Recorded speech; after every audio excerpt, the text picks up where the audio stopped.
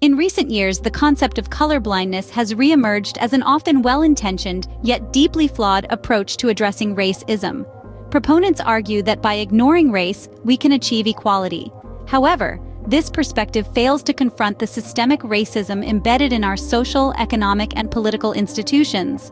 It is here that the theory of racelessness offers a compelling and nuanced alternative that deserves our attention and engagement. Sheena Mason's theory does not simply advocate for an erasure of race in the way colorblindness does. Instead, it challenges the foundational constructs of racism, encouraging a critical examination of how so-called racial categorizations have been created and utilized to divide and oppress.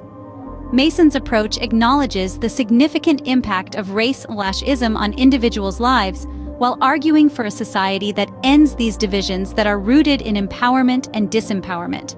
The problem with colorblindness, in part, is its implicit suggestion that ignoring race will make race-ism disappear.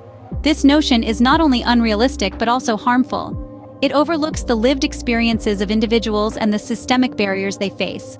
Colorblindness, in its attempt to neutralize the discussion on race, ends up perpetuating the status quo by failing to address the root causes of race-ism. On the contrary, Mason's theory of racelessness invites us to engage in a more profound and honest conversation about race. It does not suggest that we ignore the realities of race-ism or the identities that people hold dear. Rather, it encourages us to envision a world where social, political, and economic systems do not operate on so-called racial hierarchies. Mason's work calls for a dismantling of the structures that uphold so-called racial distinctions, advocating for a society that recognizes and celebrates human complexity beyond racist ideologies. Implementing Mason's theory of racelessness requires a radical reimagining of our societal frameworks.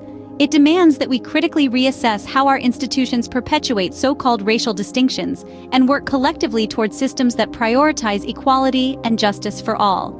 This includes reevaluating our educational curricula, our legal systems, and our social policies to ensure they do not reinforce the dehumanization of people who get racialized as Black or anyone else.